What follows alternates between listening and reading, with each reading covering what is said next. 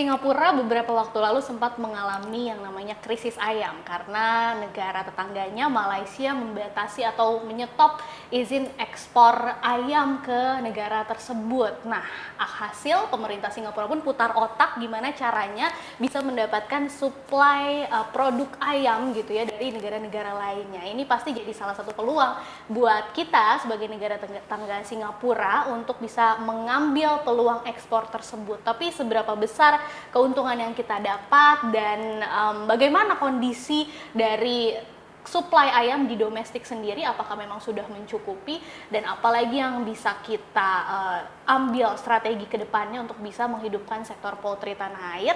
AgriTalk dalam segmen Chik Chat kali ini akan membahasnya langsung bersama dengan expert atau ahli di bidang pertanian sekaligus juga mantan dekan Fakultas Peternakan UGM yang sudah hadir di samping saya saat ini, Profesor Ali Agus. Halo Prof. Ali, apa kabar Prof? Halo Mbak Aksis, Alhamdulillah kabar baik. Alhamdulillah. Nah, Prof pasti udah lihat ya beritanya di mana-mana tentang potensi ekspor unggas dari Indonesia ke Singapura. Ya. Ini sebelum kita bahas ke situnya, mungkin banyak justru yang belum tahu ini Prof. Seperti apa sih sebenarnya akar masalahnya gitu ya, kok bisa negara Singapura gitu mengalami krisis ayam gitu kan, kenapa akhirnya Malaysia menyetop ekspornya ke Singapura, itu latar belakangnya kayak gimana Prof? Mungkin sebelum ke sana Mbak Aksis, kita perlu memahami konstelasi geostrategis tentang kondisi pangan global. Ya. 2 tahun pandemi COVID-19 ini banyak hikmah, banyak pelajaran bagi negara manapun, termasuk negara maju, ya, negara-negara Eropa, Amerika, dan juga negara-negara yang berkembang atau sedang berkembang seperti Indonesia ini. Ada hikmah betapa pangan itu menjadi sangat esensial, sangat penting. Kita tidak bisa menggantungkan urusan pangan ini kepada bangsa dan negara lain. Nah, ini menjadi pertanyaan dan tantangan yang serius bagi setiap negara.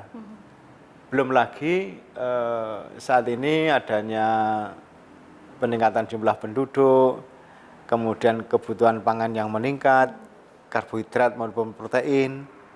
Demikian juga adanya perang Ukraina, Rusia yang membawa dampak tidak kecil ya, termasuk kondisi perekonomian global.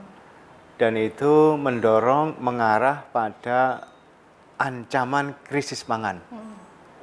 Produksi pertanian, produksi pangan, di samping faktor tadi juga ada ancaman lingkungan, iklim, seperti pemanasan global, dan kalau hujan kebanjiran, kering kekeringan, jangka panjang, ya, bencana alam.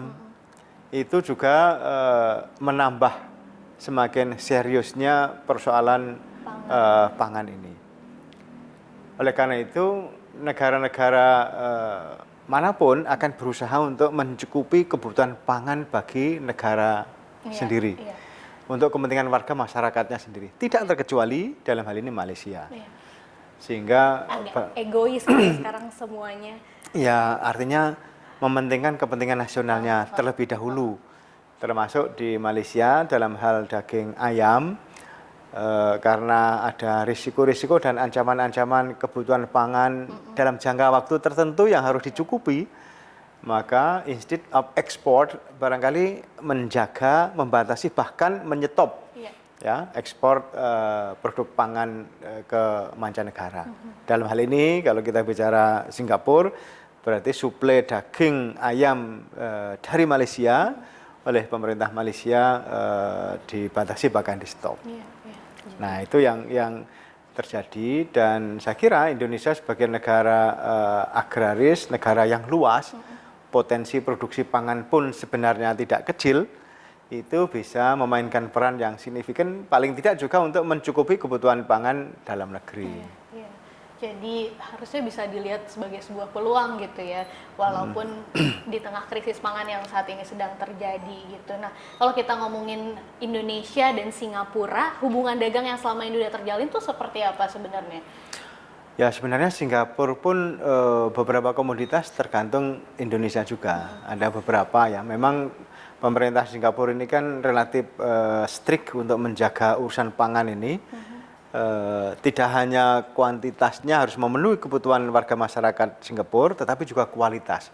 Nah, sehingga kalau urusan kualitas ini pemerintah Singapura ini sangat strict, sangat ketat, Misalnya sangat apa aja sih yang mereka nilai, Pak? ya banyak masalah bahan pangan, produk-produk pertanian yang masuk ke Singapura itu syarat-syarat kualitas termasuk higienitasnya, kemudian harus bebas dari misalnya cemaran-cemaran logam berat, cemaran-cemaran bakteri-bakteri patogen, penanganannya harus baik, dan masih banyak lagi, sehingga relatif ketat. Kalau di Singapura itu urusan importasi bahan pangan ke negara Singapura ini relatif ketat. Mereka punya lembaga yang sangat kuat dan concern tentang kualitas kualitas bahan pangan ini. Sehingga kalau kita bisa masuk, katakanlah menggantikan ya posisi Malaysia yang selama ini mensuplai daging ayam ke Singapura, saya kira perusahaan-perusahaan peternakan di Indonesia bisa memanfaatkan peluang itu untuk menggantikan Malaysia. Berarti selama ini sebetulnya memang belum ada produk unggas atau sudah pernah ada yang kita ekspor ke Singapura, Prof?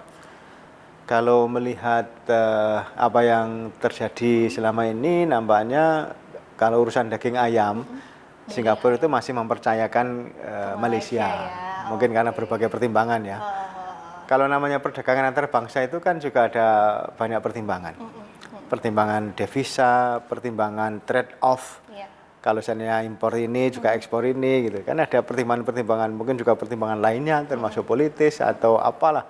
Itu saya kira wajar di dalam pergaulan antar bangsa. Ya, kalau Sobat UMPP, kita ngomongnya Sobat UMPP di sini ya, penonton YouTube channel Widodo Makmur Channel, baca berita juga pasti udah pada lihat bahwa akhirnya setelah Malaysia menyetop, kita diizinkan nih, Prof, dari Singapura mengizinkan untuk ekspor ayam dari Indonesia ke Singapura gitu. Ada beberapa perusahaan yang sedang menjajaki juga secara bisnis to bisnis untuk bisa dapat izin ekspor ayam ke sana gitu ya. Kira-kira keuntungan yang akan didapatkan Indonesia nih seberapa besar nih dengan dibukanya keran ekspor dari Indonesia ke Singapura gitu, Prof? Apakah memang Singapura nih pasar yang menjanjikan atau dibandingkan negara lain misalnya yang sudah pernah kita ekspor daging ayamnya itu terlalu kecil porsinya Singapura ini? Nah, bagi peternak dan pengusaha di Malaysia tentu ini juga sebuah dalam tanda petik ya kerugian atau sebenarnya ancaman.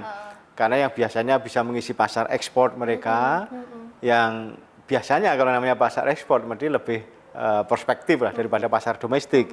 Di samping juga nambah devisa negara juga atau itu bagi peternak dan juga pemerintah Malaysia.